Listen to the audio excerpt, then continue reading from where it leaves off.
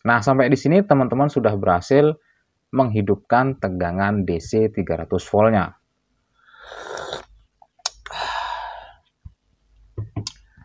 Pada video sebelumnya kita sudah berhasil memperbaiki sampai di tegangan 300 voltnya. Dan sekarang kita lanjut ke bagian IC OB-nya.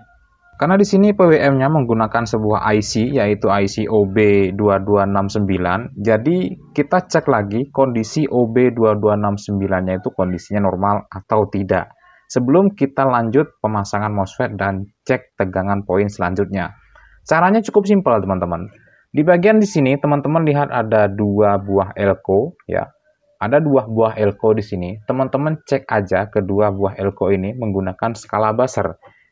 Jadi kedua buah elko itu adalah tegangan VDD untuk IC OB2269-nya. Kita cek menggunakan skala buzzer.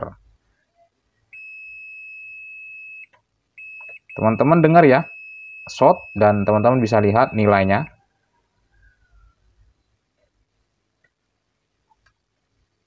Yang di sini normal. Tapi di sini terdeteksi short. Tadi kita melakukan pengecekan elko yang ini terdeteksi short, dan ini adalah tegangan yang disuplai dari sekunder bagian primer. Terkoneksi ke sebuah dioda ini, teman-teman. Kita coba lepas dulu diodanya ya. Untuk memastikan yang konslet itu IC-nya atau diodanya.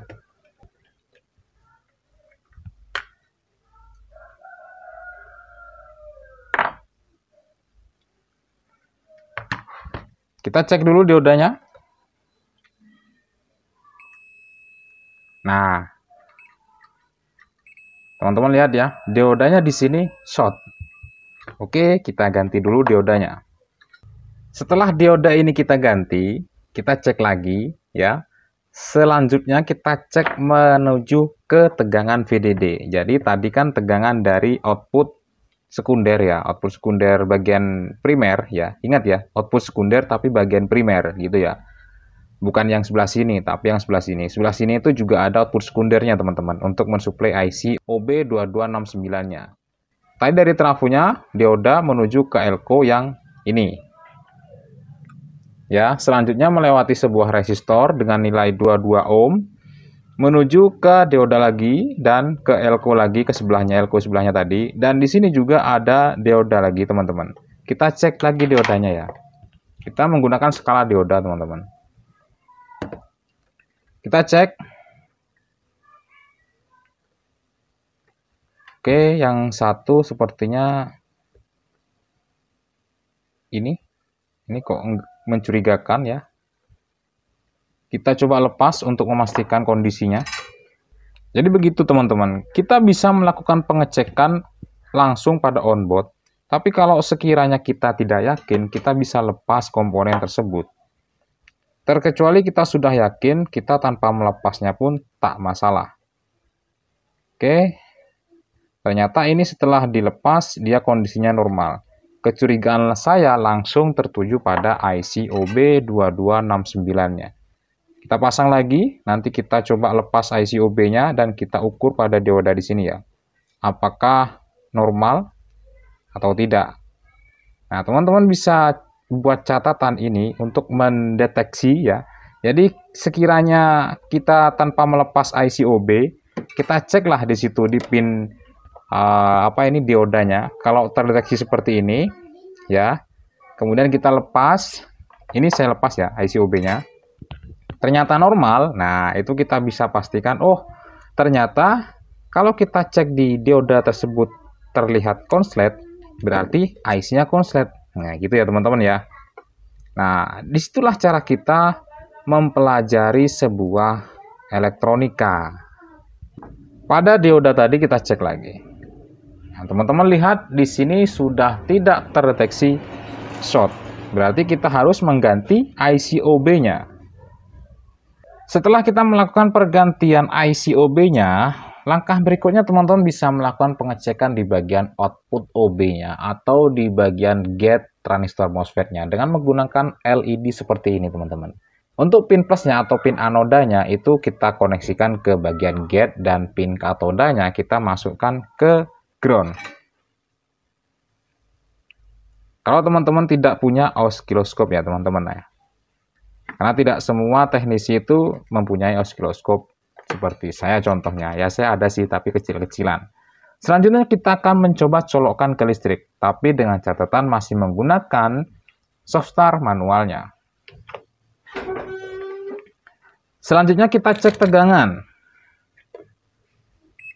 Kita cek tegangan atur skala di 200 volt aja. Kita coba cek, kita taruh probe-nya ke ground yang hitam, kemudian kita cek di pin V-in, pin nomor 3. Di sini terukur 16 volt V-in-nya. V-in-nya 16 volt, kemudian untuk VDD-nya di sini 13 volt. Tapi sinyal tidak ada, teman-teman. Lampu tidak berkedip nih. Teman-teman lihat. Saya coba matikan lampunya. Nih, teman-teman. Lampu LED tidak berkedip, berarti OB belum bekerja. Nah, ini ada kemungkinan ada lagi komponen yang konslet. Kita lepas dulu, kemudian kita buang muatan elko-nya. Nah, ini ingat teman-teman ya, selalu buang muatan elko setelah kita mencobanya. Karena apa? Bisa tersimpan di situ untuk tegangan 300 voltnya. Kalau bagian sekundernya tidak keluar tegangan. Tetapi kalau keluar tegangan ke sekunder, setelah kita cabut, kita tunggu sepersekian detik dia akan hilang. Paham? Oke, lanjut kita pengecekan ke komponen yang lain. Terutama dioda. Oke, di sini tadi ada beberapa dioda. Di sini teman-teman ya. Kita atur skalanya lagi ke dioda. Kita cek ini tadi yang sudah kita ganti normal, ini normal ya. Oke. Ini normal. Toleransi lah ya. Kita coba cek yang ini. Nah, ini dia teman-teman. Apakah ini short? Kita lepas. Oke, setelah kita lepas, kita cek lagi kondisinya. Dan benar saja diodanya short. Langsung saja kita ganti. Untuk nilai diodanya di sini IN4007, masih sama seperti yang tadi. Atau teman-teman pakai FR207 atau berapa lagi ya itu FR-nya? Dioda FR itu. Jadi dioda FR itu adalah dioda fast ya. Kita sudah melakukan pergantian dioda. Kita pasang lagi untuk LED-nya. Anoda ke pin gate, katodanya ke pin ground atau pin source. Kalau teman-teman bingung, plusnya ya, plusnya ke gate, minnya ke ground gitu. Kita coba lagi.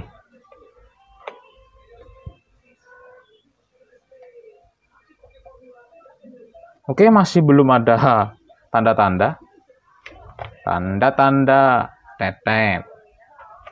Berarti masih ada lagi yang belum beres ya. Oke, sebelumnya pada video saya sebelumnya juga sudah pernah menjelaskan bahwa kita harus juga melakukan pengecekan pada resistor, apa ini namanya ya, resistor sun ya, sun resistor atau apa ini, kalau saya menyebutnya itu sebagai pembandingan arusnya. Ini teman-teman, di sini ada resistor dengan nilai 0,33 dan 0,56 ohm. Secara terpasang dia paralel teman-teman. Ada 4, jadi 2 resistor 0,33 dan 2 resistor 0,56.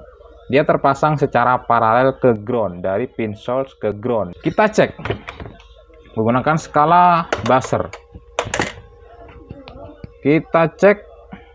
Nah, seharusnya di sini nilainya kecil ya teman-teman ya, tapi tidak ada nilai sama sekali. Berarti keempat resistor ini ambiar, putus.